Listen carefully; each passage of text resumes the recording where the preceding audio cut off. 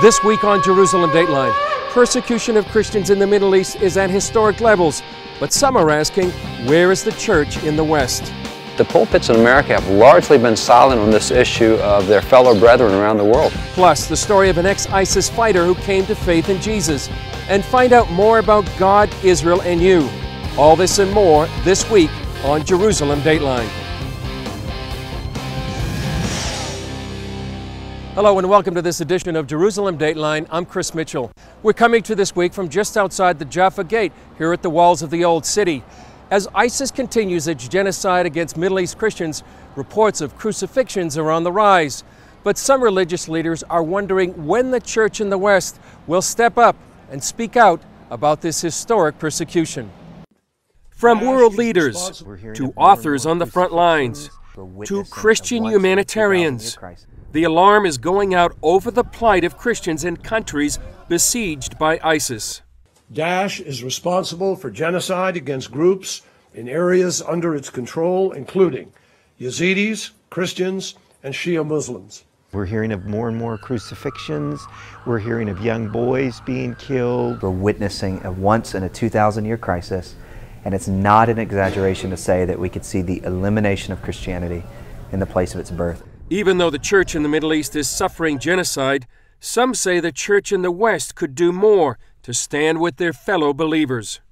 Christian activist Johnny Moore has been working with big names such as Mark Burnett and Roma Downey to bring attention to this tragedy. We're blind again, just like we were blind at the Holocaust, just like we were blind at the Rwanda genocide, the Bosnian genocide, the Armenian genocide. We're not learning. But what's even more sort of shameful and despicable about this is we are the strongest religious community in the world as Christians, and the church isn't even speaking up in the way it could. Some believe the lack of action in the American church lies in the pulpit, not the pews. The pulpits in America have largely been silent on this issue of their fellow brethren around the world. Historian David Barton collaborated with pollster George Barna on a nationwide survey of Christian conservatives. They asked pastors and parishioners about 22 specific issues. Results showed parishioners put religious persecution as their number 2 area of special interest. 86% wanted more information on the issue. The same subject, however, didn't even register with their pastors as a topic to address with congregations. So you've got 86% of American Christians saying we need to hear about this, we've got to be informed on it, and pastors saying, don't think I want to talk about that. So there's this real dichotomy right now on persecution in American churches, at least addressing the subject. And certainly if you start addressing the subject, then you're more likely to do something about it. And that's really what Christians in the Middle East need, is they need outside help. They can't save themselves. It's going to take outside help. People like this Christian woman need that help. As ISIS plowed across Iraq, she and her family fled their Christian village of Karakosh. Until now, we can't even imagine this happening to us. It's like a dream. Everything was so normal. Our life was so comfortable, and suddenly everything changed. Changed by terrorists with a deadly goal. They don't want any Christians to live in Iraq. They want to kill them all or have them leave or become a Muslim. Tom Doyle, who has worked with the persecuted church for years, says the church needs to open their hearts and eyes. We need the pastors to speak up. This is your family.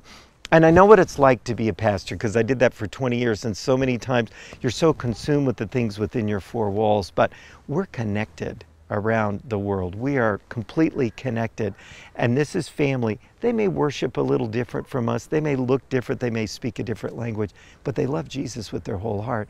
Ironically, the Jewish community is filling the void. It's sort of nonsensical, but history repeats itself. One of the great allies for the displaced and persecuted Christians in the Middle East presently is the Jewish community. As the Jewish community sees a repetition of history. It was the Simon Wiesenthal Center, a center that specializes in the study of genocide, that first said it was genocide against Christians in the Middle East. I'm hearing this from Jewish rabbis who are saying, we appreciate the support, we appreciate your side in Israel. Guys, you got to save Christians, you got to stop this genocide. So it's amazing that Jews who have been through this and who get reminded of it, things like Yad Vashem, and it's all around the country, they're saying, Americans, Christians, wake up.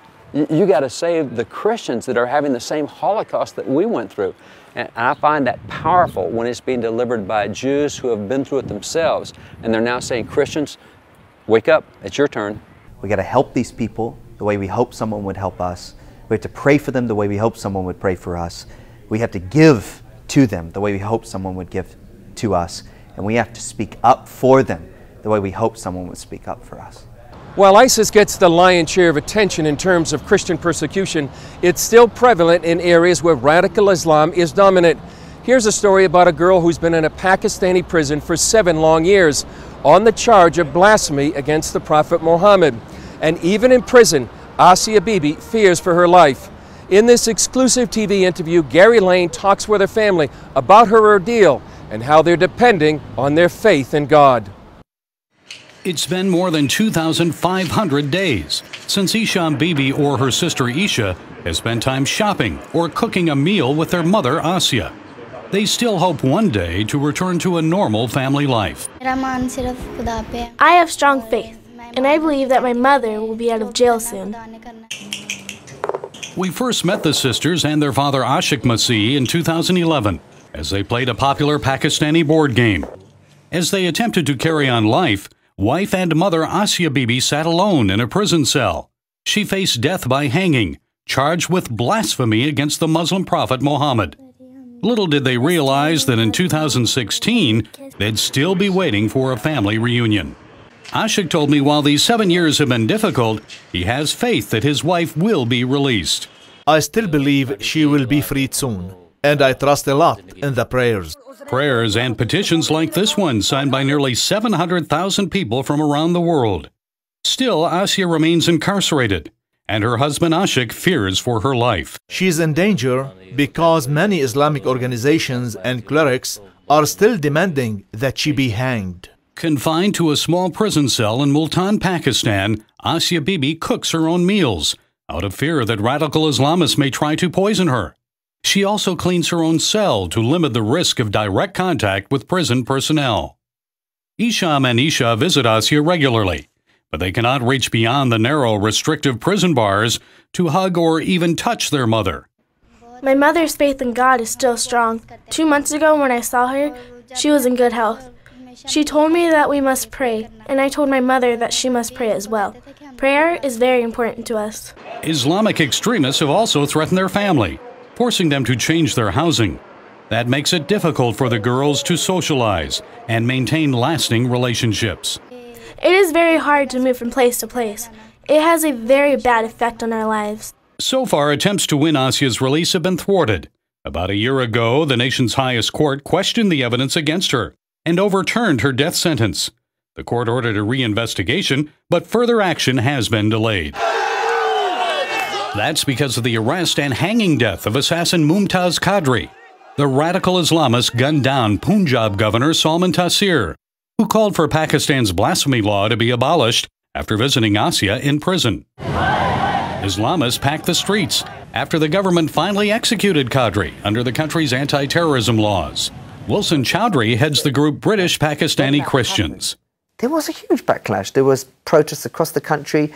There was a mass camp outside government buildings in Islamabad where people refused to move until the government cancelled all the proposed reforms for change of the blasphemy laws of Pakistan, and they called for the immediate death sentence, the killing of Asia Bibi under her death sentence. Pakistani legal expert Joseph Francis says it's very easy to accuse someone of blasphemy here, and cases have increased every year since 9/11.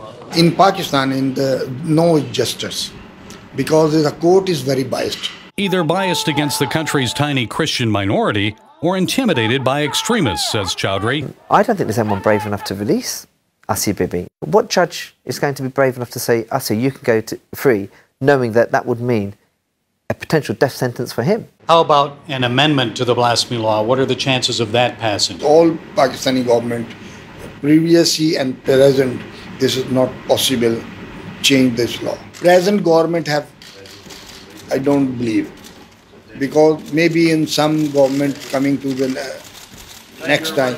In the meantime, more Christians like Asia Bibi will face false accusations of blasphemy. and the likelihood of wasting away in prison. And more daughters, like Isha and Isham, will grow up without their mother's loving embrace. I'm always praying that God will release my mother from jail so our family can be reunited and she can live a peaceful life. American young people, please keep praying for me, my family, and mother, that God will help us resume our family life. Gary Lane, CBN News, Lahore, Pakistan. Up next, hear the story of a former ISIS member and what turned his life around. Welcome back to Jerusalem Dateline. As I mentioned, we're coming to you from just outside the Jaffa Gate here in the walls of the old city. They call it the Jaffa Gate because it leads to the port of Jaffa. And if you went there and set sail, you're not too far from the shores of Europe. Right now, that continent is facing unprecedented threat from ISIS infiltrations. Not too long ago, I sat down with a pastor outside Vienna, Austria, and we talked with an ex-ISIS member. And with his help by phone call, we went inside the terrorist organization. Several years ago, Pastor Ghassan Thomas escaped Baghdad when Islamists threatened him and his family. He went to Turkey and started a church that reached out to other refugees. And I go everywhere because I was a refugee, and I can put myself in their shoes and understand them. One day, ISIS sent a spy into Pastor Thomas's church. While this led to a life-changing decision for the spy, it also led to an opportunity for Pastor Thomas to learn more about the terror group. Thomas set up a phone call for CBN News with this man we'll call Mohammed. For his safety, we won't disclose his true identity or location. Welcome, my dear brother. Were you with ISIS or Daesh? Yes, but he's worried about that because he said that on interview, but yes. Thomas told us Mohammed's job within the organization. When ISIS killed a family inside their house, Mohammed would go back and kill anyone who was still alive. At that time, that's how I thought. I thought of killing. I thought of doing many bloody things just to be close to my Allah. He says this bloodlust motivates ISIS. For sure, there will be more and more since it's in the Quran. If you're not a Muslim, you need to be a Muslim, or we will kill you and take everything, finances, women, and everything. This is in the Quran. Fighting between Sunni ISIS and Shiite militias often put Mohammed's own life in danger. For his safety, family members told him to flee Iraq to Turkey. As a devout Muslim, he obeyed his parents, and the opportunity to leave came when ISIS sent him as a spy into Pastor Thomas's church. But Mohammed had his own questions about Jesus. I saw the people how they welcomed me, and they didn't even know me. I hated those people, and they showed me love. They prayed for Mohammed, and it changed his life. When they prayed for me, I started to cry like a child, and I felt like something very heavy was coming out of my body. At the end of the service, I went home, and it seemed like someone was walking with me, talking to me. I felt like I wasn't on the earth. I felt like I was flying, like someone was carrying me. Then Mohammed read the Bible and compared it to the Quran. I went there and discovered that the God that I want is the God Jesus Christ. He is the right God. Pastor Thomas says Mohammed's change of heart means the church in Europe needs more workers. For this reason, we need some people come and serve God here in Europe with the refugees, just to wake them up, to be against what ISIS do. This former ISIS member expects more attacks like Brussels and delivered a warning for Europe. Do you think there's a great danger to Europe right now? For sure. It's a huge thing. They should wake up. Coming up, hear why millennials need to know more about Israel and why they may not be getting the full story. Welcome back to Jerusalem Dateline. The story of Israel is one of the most miraculous in modern times, yet it's also one of the most controversial, especially for millennials. Recently, I talked with author Michael Onifer, who addressed the Israeli-Palestinian conflict in his new book called God, Israel, and You. Michael, you've written a book, God, Israel, and You. Why'd you write it? Well, I spent the last 10 years cultivating a message on Israel to young people. to millennials, and an opportunity presented itself for me to put that in book format, and the result of it is God, Israel, and you. And what's the main message you're trying to communicate through the book? The main message is that Israel isn't about Israel, that Israel's about God, that understanding Israel and the Jewish people and what's happening here in this land today and in this region ultimately has to do with the knowledge of God and our personal, intimate relationship with Jesus. And why so important to reach millennials? What's happening among them right now? Well, what we're seeing is that when millennials hear a message on Israel that they can connect with, they get it. Because God set a plan in motion. God has a redemptive plan, and we exist within redemptive history. And what kind of response have you got from millennials who have read your book or seen? Well, two of the elements that are within the book that I've seen the strongest response from both have to do with the Arab world. So the Arab world at large and the Palestinian community, because the book deals with that issue directly, and it fully displays the heart that I have for the Palestinians, and it addresses what's happening, and it helps young Christians deal with this issue from a perspective of biblical and historical context. The other thing that it does is it takes the Arab people and it puts them within their redemptive purpose. A lot of times you have people that have a challenge with certain leaders in the body of Christ that speak about the Arab community as if they're cursed. And that's not God's heart. And this book talks about that. That's a pretty big narrative right now, I guess a pretty big issue among millennials, this whole Arab, Israeli, Palestinian conflict. And what specifics how do you address that? If we're going to look at this in the context of an all-knowing, almighty God, creator of the universe, we also have to take into account that there are spiritual dynamics at play. And so it invites believers to critically think about the spiritual dynamics that are at work so they can do what can be a hard job, a difficult job of separating an individual from an ideology. So when I go to the checkout counter at Walmart and there's a young woman there in a hijab, what is my heart towards that individual? And what is my understanding of Islam? And being able to understand that there's a difference and we need to be able to appreciate both. You talked about the redemptive purpose for the Arab people. What is that? When I see the world, I see, because of God's redemptive plan, because of the covenants that He has in the Bible, there are two people groups in the earth that I feel are the most important to God's plan, and that's the Jewish people, and because of the Jewish people, the Palestinians and the Arabs. And the way that they relate to each other adds significance to them, but I believe their purpose is the same purpose that you and I have, is to know Jesus and to identify with Jesus and His kingdom more than we identify with any personal or political narrative. What impact do you hope the book would have?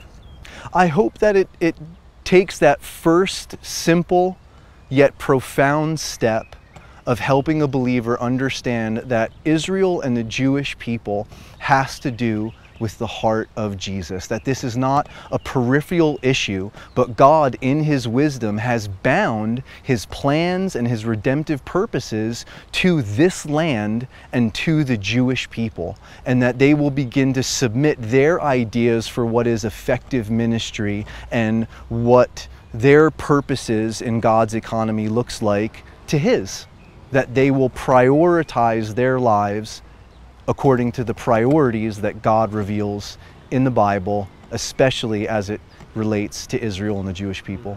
I can remember many years ago, Michael, being right around here, not too far from here, with Derek Prince, the Bible teacher from many years ago, and one of the first questions I asked him was, Derek, why support Israel? And he said, well, because God supports Israel. And would you say that's a similar message? What Derek Prince said is something that I believe wholeheartedly. And he said, if you don't understand Israel, you can't understand the Bible. And if we're misunderstanding the Bible, we're misunderstanding God. And so Israel could very well make the difference between Western believers worshiping a Western conception of Jesus versus the biblical Jesus. Up next, See the touching story of how a couple who survived the Holocaust got a helping hand. Welcome back. The story of modern Israel and the Holocaust are linked together. Many survivors came here to Israel and helped build a nation. But many of those survivors are elderly now, and life can be hard. That's why when CBN found out that Michael and Vera Stolyar's appliances began breaking, they stepped in to help. Michael and Vera have been married for more than 60 years. During that time, they've helped each other cope with painful memories of the Holocaust. The sounds of the bombs were terrifying. We escaped Ukraine to Tajikistan. The rest of my family that could not leave were killed with the other Jews, their bodies all dumped in a giant pit. I was 10 years old when the Nazis began bombing my village in Moldova, and I thought the world was coming to an end. While Vera and her family helped care for Soviet soldiers in Tajikistan, Michael and his family endured a 3-month death march to a ghetto in Ukraine. Each evening I lost family. I can still see them, but losing my father hurt the most. I miss him. Michael and Vera both have their families' names in the Yad Vashem Holocaust Museum in Jerusalem. They met in Ukraine after the war and moved to Hadera, Israel in 1995. Michael worked as a street cleaner until he was in his 70s. Their children can't afford to help them, so they struggle just to buy food. We lived paycheck to paycheck and never could save much money. I cooked our food on the same electric hot plate for years, but it broke, and we just can't afford to replace it. When CBN Israel found out about Michael and Vera, we bought them a brand new electric hot plate and a convection oven. And every week, we take them groceries. It's fantastic. All the things you have given us. We really appreciate the support and everything that you are doing to help. We are so very grateful. We are not used to people giving us things. We are very appreciative for each item. We have everything we could possibly need. Thank you. That is a touching story. Well, that's it for this edition of Jerusalem Dateline. Thanks for joining us. Remember, you can follow us on Facebook, Twitter, and Instagram. I'm Chris Mitchell. We'll see you next time on Jerusalem Dateline.